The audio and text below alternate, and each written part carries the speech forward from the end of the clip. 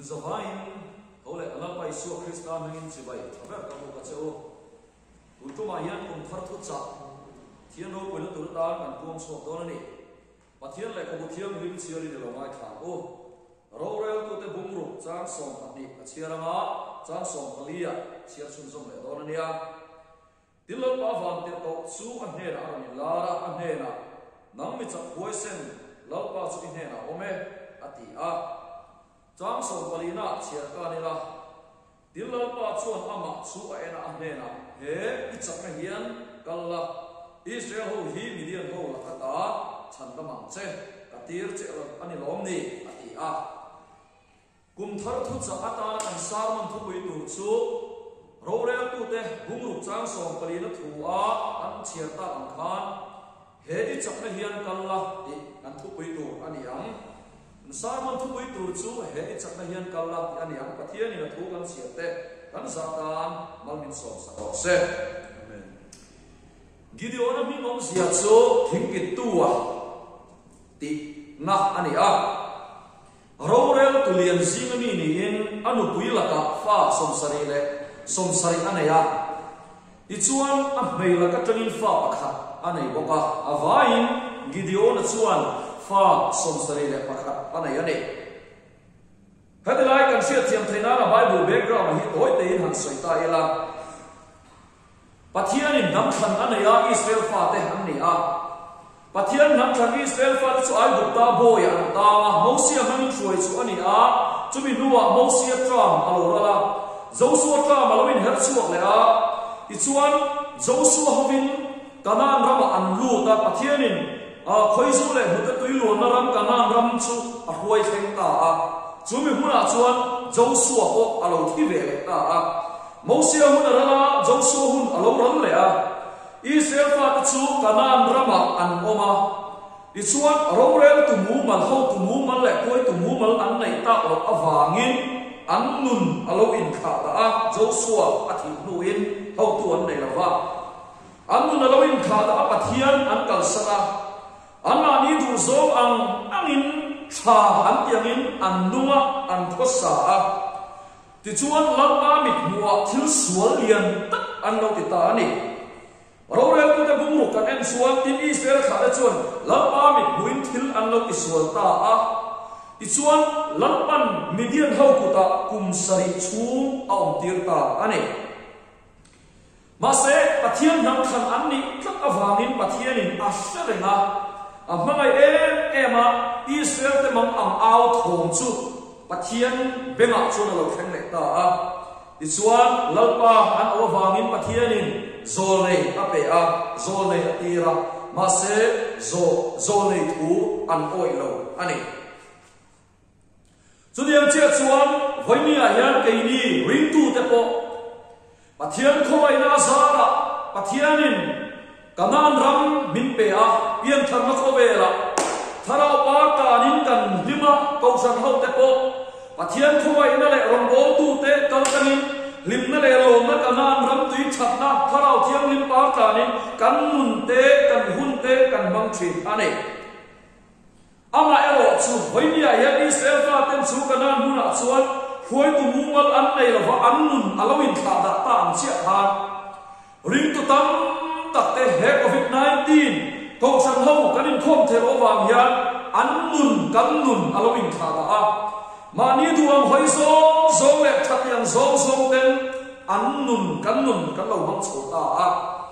pathian na zo nei te kan he na aron ti na ha se zo nei te out home kan fedu la va kan mai khadu la va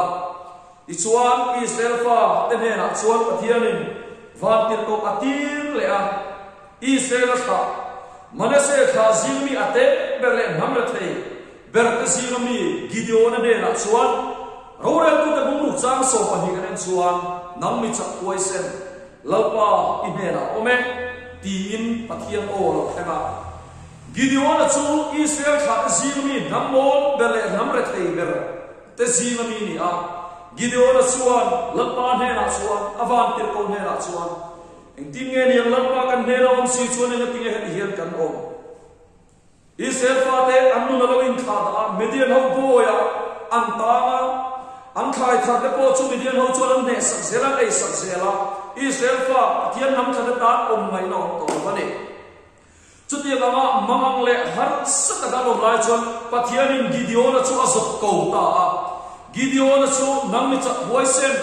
lalpa in ne na ome tin azuk bia chang som palina kan sia le chuan tin lalpa chuan ma chu a enna he ichak na hian kalla Israel hi Midian ho la ta chandam ro katir chen lo ni tin pathian thu alo kheng ta ane ole voi ni a hian hetilaya Gideon ne pathian thu lo kheng kan chei ho tur lai chuan ni a hei chak na hian dal la ti kum sam ni som ni paharat thu pui ta na kan nei do ti ka hiat ve le ka rin ro lo ma choi hi ni midam sak na rin san ren do lo le mai mani ke din ngai do ni kan la china piang kan ram mani do na chuwang chuan mi huai set the drama ni mani sakna midam sakna rin san ren do lo he it sakna hian mani sakna mo hedelaya pathian thuwa kan mu he it sakna tia sakna tiom zia ber chu atong bulama chuan koa san tia chumiom zia chu thunei na thil ti theina ane pathian in Gideon ne na he it sakna hian kalla azute kha he it thunei na he it thil ti theina koa chumi mam chuan kalla atina am alo ni ta a ti chuan he sakna hian mishing sakna lam akok lawa pathian thil ti theina chunglam thil ti theina in hakkat ani chuan Gideon chuan pathian ne ra chuan chim chia na adira vatir ko ne ra chuan ti hian ti ta ni eng tin nge Israel chu han san nam te lulam le manase tha zila namre te ber kani a keila ka pa chun te zinga te ber kani si a ati chula chuan vatir ko ne ra chuan chim chia na eng mo talmien tiro he muna yan ka local le ma lo so lo omre ngun se ya vatir ko chuan ni e ka lo omre kan ati a ichuan Gideon chuan in thoi na atan kel no atala chamdoi dim tel lo nen vatir ko ne ra chuan ron lan le a chula chuan Bible kan buang khan hadalai thu a hian kanun kho em tu chu pathian in vatir ko ne ra chuan sa le chamdoi dim tel lo kha la langin helum chu a hian da la chang som ding na tui kha bun chuak la atia ti chuan sa le chamdoi dim tel lo chu lung chuwa an da a tui chu an thi chuak ta a ti chuan van tel ko chuan atiang mor ken chuan atiang ken mor chuan azuk dek ta a sa le chamdoi dim tel lo chu kanun khoi em tu choi hi ni lunga changin mai alo chuaka lunga changin mai alo chuaka sa le chamdoi dim tel lo chu akang hal aveka kulai he kanun khoi tu ni lunga changa mai lo chuak chuan en tir chatuan lung pui o Krista ti ha kan sakhian kuaria lung lian pui kan mi tha mai lo I suang en tir na lung pui he lung pui chu a hian ka ko san ho kan chowala ti ha ama lung I suwa Krista en tir na ni ha ti chuan lung chuan I suan tira mei chuan Pentecost tharao ti ko ne thil ti bung nia kan muang khan mấy anh in ăn sum ăn in la ta ăn tia mấy na thô tắc mấy à he lum chunga mấy lâu chua kia lên tira chu Gideon na chặt na man dua ber chin chera pakhat na chu ni ta ne ole voi ni ya unau tu kum thar sa ni le som ni le pakhat kan lo chuan ka yan Ezekiel kum som thu ko chang som ni ko ba thin lum thar ka pen che in chunga tharau thar ka da in ti sa da thin lum ma sak te chukala boma thin lum ti sa ma ne chuka pe chawat yam chia tha he it sakna kan chakna mission chakna ni lawe pathian thil ti thaina in ma lunga tanga meilo chuwa Isua Krista atanga kang fai tu Pentecost tharau thiamin mei allo chuwa chuan voi ne ya kan nun hi lunga tanga melo chuak chuan mai chama thilom chu akam ro ta tin chi kha kan sual hon me te kan sual ni thin rui thai thil zum le muam thil thalo kan in barbol mo mai sial sa da kuwa zu drugs kan diam chi zong zong he he kum thar sang ni le som ni mahat kan lo suan ka ya he ichak na hian kan la ti thu pui kan nei kum alo ni a hian chu kan chak na kai ma ni in mak ani la wa pathian thil ti theina luma changa mai lo chu ani ta wa nen hoina hian chu mai al pentecost mai al suan nam ma suan bet tak te kha lo kang phai sela lo kang ral sela te he lam pa thanem mai na ani tak mai ni engati ge pian tharin ti si kan nu na krista mela lam the lo engati ge rintu pathian chi kan tlem em na chan kan nu na pentecost mai al luma chama mai lo chua gideon na chin sia na atsak na thuru ha hering tun hian anei lo awange suali min nea suali min liama Israel fatang hian anduang anga tha antiang an khosang che hian mitam tak rombol tam tak chu nuam antiang zongin serve sangai mialamin annu an khosa anloin khala azota in khala la khowela hian chowang son hoinia hian lunga tanga melo chuak chu pakhatna lo chin chiang che lung isua mei kharau thiam lim mei al en tirna bolro hal bolro che kombo tiralna atan son mei an chema mei alin bolro aka fai thina ne chutiam tira chuan kan nu na bolro song he aka fai tu cho pentecost mei al ti to thil ti bung ni na kan mu chia kha ne chu cho gideon na chakna koas athu nei na pakhat na chuan kan sin che tu na ne chuan ka duem em lai chu rorel tu te kan an sia thla zela lunga tangin me lo su ka sa le chang doi dim te lo chu aka lo ta fe ka ti do chi akha lal pa va ti to chu a bu thei lo va akala gideon a chu lal pa va ti to ani ti khata a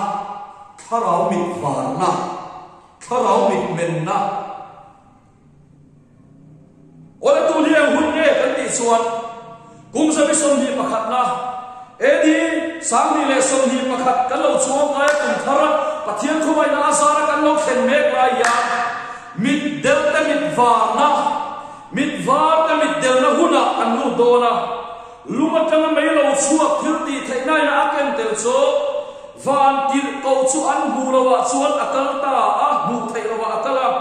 gideon a chuan lal ma van tir ko ani ti kan sia war do he ma a shet hiam ta a ate mit var na tharau mit var na unau tak tu tharau mit var na voya lo khen lo se mitam tak rombo tam tak ring tu cha dia kan sia tam tak te mit thi se kana hian khobel thil mangian tu la hian ati del me ne Israel fat po kanan rama an oma pathian in ansau ta na mul kan la khoi chuwa ta an lim le an lo ve em nan zo suwa alo thia rowel tu mu an le ro wang an nun alo in kha da ta an sia khan kan ram le kan nam pathian ko san ho rin tu rong bol tu te po kan nun alo in kha da chuang chuan kan kharau mit amen thelo gideon an he na nam mi chak huai sen lampai ne na ome he chak na hian kan la Israel fa chu san dam ro katir chen lom ni an yam chia khan chuda chia chuan kharau mit var hok na khalo khen ta ne voya yan kum thar sang ni le som ni pahat ka lo khen yan kharau mit var lo khen ro se hedalai samun ka bo se la ka thil lu kharau thian min lung ta ka ron kon so chu FSC bung lu chang so pani na thuwa tharau in do na yani kan buan dei ti sa le thisen ani silo la la tele thuna ina he thim chu lo rel tu le van mura tharau so lam ho te ni so ke una du tak tu tharau in do nei ana sat le mai dia in khom le in khom no chung cha na ringot po hian tharau in do nei ana sa em ani he hian kan so ya suan le cha in do na ringot ani to lo Chale chabe thawin do na pos mudani sin kovel dia kovel thil hian kan rin na kan tharalam nu ni aron nek sem emni kovel thil hian min ti boy nek lut tu ka de chuban chon tu huna hian tharawin do na ala sa fisiburu chang so panina thuwa chu kan buan nei ti sa la ti sen ni silo enge kan buan chenge lal la te thunai na lal cha na thunai cha na ho tu ber ni cha na rorel tu ni chang na he thil chu rorel tu le van na tharau so om ho yan ni so ke ti efsi bung lu chang so pani na kan buang chia kan chu gideon a chuan a kha thiam ta a luma tang mai lo chuak thim chia na bu nuwa chuan amit chual wara lalpa van ti ko ani ti chu kha thiam ta ne una du tak tu voinia he thu cha kum thar sang ni som ni ka thu cha ka soi mek lai yan ke nei ko he mun a yan he mai cha ma yan lalpa van ti ko paliten he mu thai lo kho la yan min tin pui khat ane he kan ram le kan nam adin chuale thai la turata pathianin gideona Israel fa an nam khan na sia me nam bo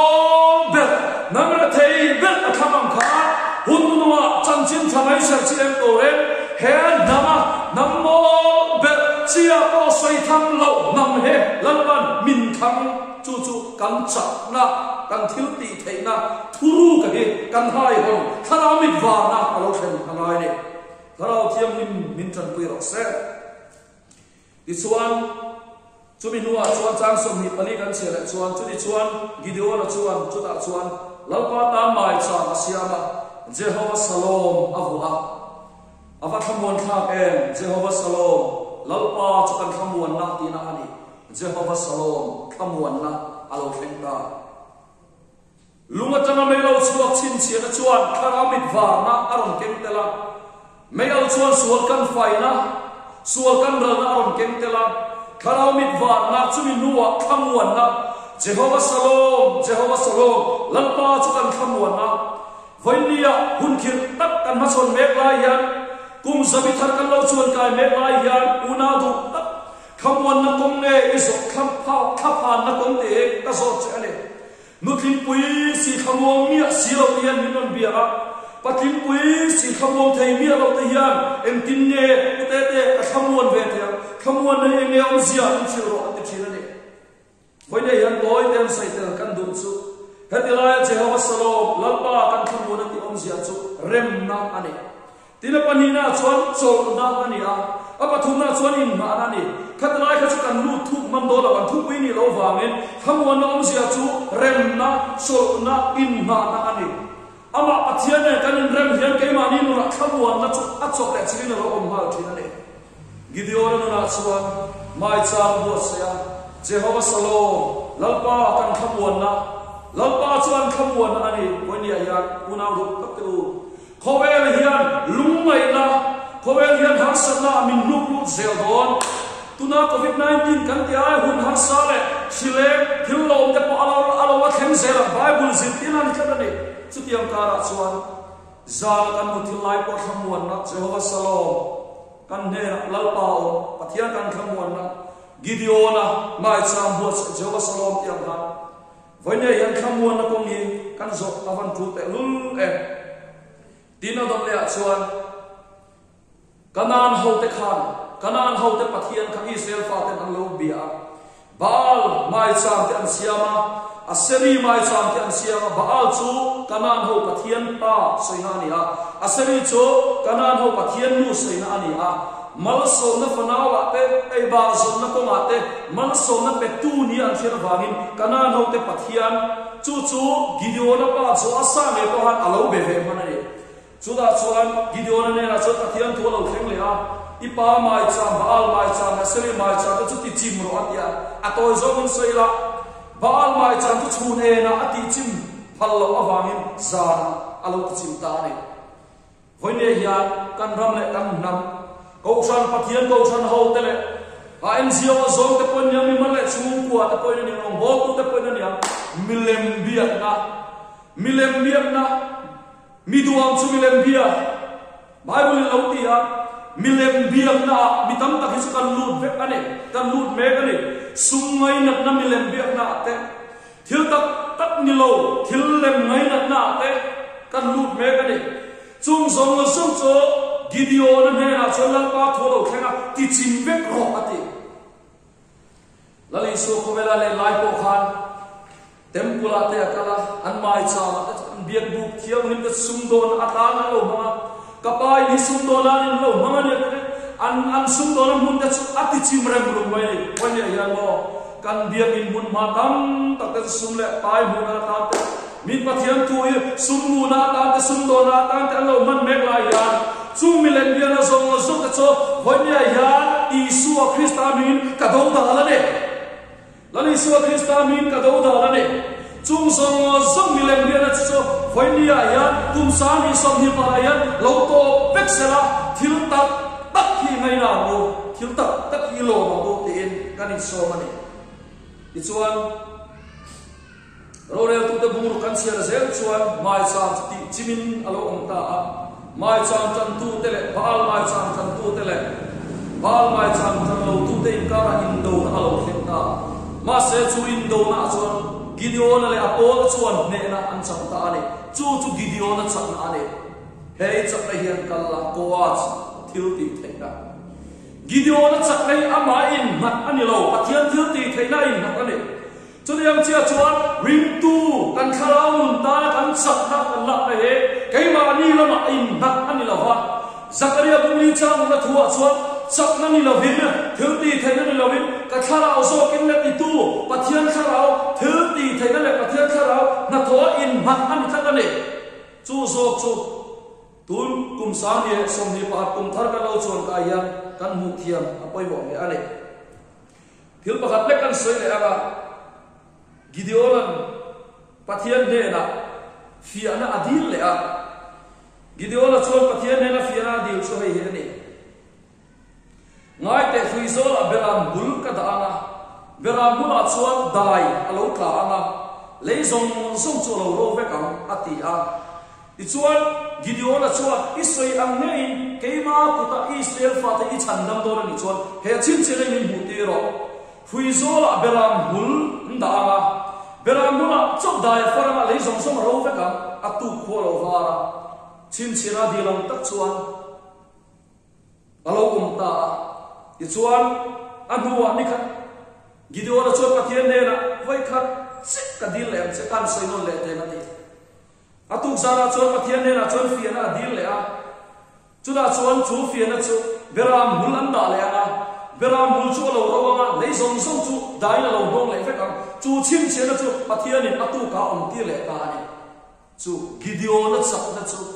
pathian thil ti theina ai na awangin chin chena adi lang zel chu ta ani poi ne yan tin apoin do ke ta na ka lon se le du chu lao le khu chu ki le ro se mi huai sen te drama kan lu do ni mi huai sen te drama kan lu do ni tu na yan pathianin ami Israel ka chan chuana ta na Gideon le achui suai ta chu mi sin thum le sang hi an ni a lalpa chuan Gideon na an tam lu tu ati zura chuan Gideon chuan lao le khura piam chu ki le ro se lao le khura piam chu ki le ro se mi huai sen no huna Rachina piang ram nuna tuna yan khovel thara kan nu don me ka ni chuang chuan huai sen amaya keima ni ke kan din nam apoi mo mi huai sen te hun ani awangin lao le khur chuan lo tam nam yang mai mi sing ni thot an kir le ta sing khat che nom ta ne chura chuan pathian chuan an tam lut tu Gideon ne na chuan fi ana thia shana lo thleng le a pathian chuan Gideon ne na chuan ui ama tui an le ali ka pian te chu sangin da zel la ti chuan bok khupa kuna chinchia tui do ta pian te ko ida sang zel do na nia atia Gideon chuan mun takin alo pen rana ui ama an le tui ali ka pian te chu ada sang zela mi za thum man nia chu mi za thum te len chuan Midian ho an mel ma chu ne turin an thok chuak ta ani mi sin ta changin sang thum an thang chuak le ani lao le khura piang chu ki le ro se voina yan noi zet na hun ani to lo vane voi sem ta ka ani chu ni ani lo lum chu lum vo chu vo no ba hun lai am che khan pathianin ron dum huna ama mi te abuat sai kang shop chang mi te aphel thawin ala chuak zerane pathianin athuthum atha anam chan Israel kalam ahoi le don wangin khowai na hun zentel ta alo to dona chitiam huna chuan ula ya khowai ni pathian thuwa alut me kani kan oi lo ve mo kan ring lo mai mo pathian chu athua oma athua achenga athuam zel athuam zelin pathian chu akal dorani chura chuan mi zathum te nen chuan Gideon mi den he tur chuan ankal ta atom na bera ka soi du chu ai he ni atin lung kho em tu chu Midian mi te an ne na tur ta man ruwa pathum an nei chu pakhat na chuan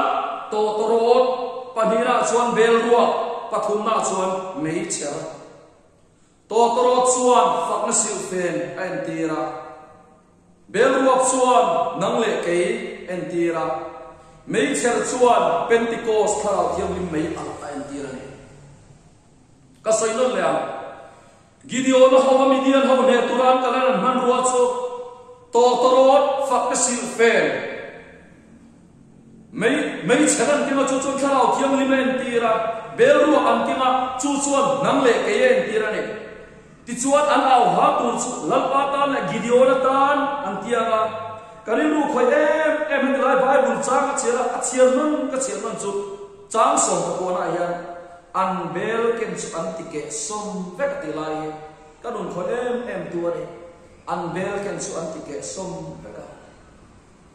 với nhà hàng nào đủ tất từ cán kệ sông thao đó này Gideon anh Midian mi te anh hề là man ruột tu chú kệ sông na này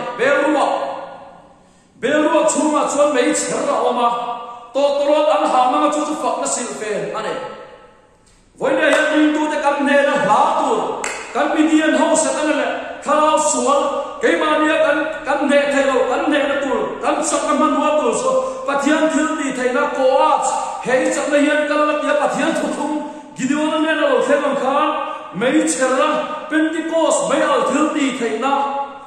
chumi turatan chuan an bel ken chu an ti ke som pek tiang han ke som vekna unau du tak khovel thila chuan thil ke som aman tla mai lo ha pathian ta na ro chuan thil ke som lo hi man tla kan nai mi lo va ni so bang chuan voinia kum sang hi som ni pahat kan lo chuan ka yan tharau tharam bo turin in bu seila kan mum tai tharawa kan la ke som phalawa ke man ni yan sak kep kan na ya ui chin phalo chin kan la nei ni suam ho lam pa ne na kira ko hose bo cha khana thuwa ma ho lam pa ne na kira ko min lo pot som to na min tuam dam le dos min lo fo to na min ti dam le dos si a namam hian harna alo khem Gideon so Israel fa de sira namte berle nammo ber Midian no ne tura pathian na thamam khan hoine ya namsong so namte no berle nammo tribal nam he lapan hunnuwa chanchin chamai ser chen turin min tirani min duane Gideon ne na atir chen lo ne ti hoine yan ring tu mi mal tin te chanchin chamai ser chen turin min tirani chuta am ne na man ruwa chumo an bel ken te chu an ti ke som ka ti ke som na breakthrough tharal mun ke som na lo khem ro se ti ke som thalam bo kan ke som ko chuan kai ma ni kam yan tuinung lui chu lo chunga chu minam na tan ei tu lo ni don ni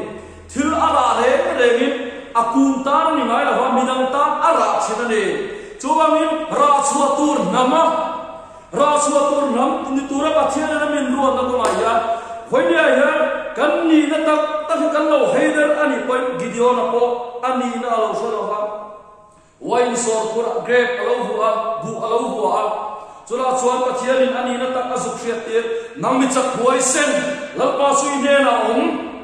hoinia ya nam mi chak huai sen kharau tiram thilti thaina za ai ka hin du che lalpa chui ne na hei chak na hian kan la I ne ngai lo suwa thilti thaina I lo ne luma kan mai lo suwa Pentecost kharau tiram thilti thaina kharau mit wa na chin chia na Gideon na chin chia na bel ke som kharau ke som na oinia ya kan nu na lo thangani chuan Israel kum thar hi kan mangdon thei don ni unau du tak tu eizon na awang te sumle pain pui pasal chung ko eng mo awang zirna awang te ilo bei dong ru via wani point hoinia yan kum sang ni som ni pakhati I suanen mangdun turin lawin buat sai khot mai la chura chuan lali suwa ya omani pathian ya omani ti in sian nungi nei chuan Jehovah Shalom Gideon an mai cha na se Jehovah Shalom lalpa kan khamuan na pia khan chula chon khamuan na alo ko manga chumi mang chuan he khovel hi ma chon tiam don ani kumin chung zong hian Jehovah Shalom Isua nen sami somni pahat Isua nen Jehovah Shalom lalpa kan khamuan na kan belte tike ila intike somila lalpa ne na kirela tharau tharang bo turin kan zain in bo semo hei chak na hian kala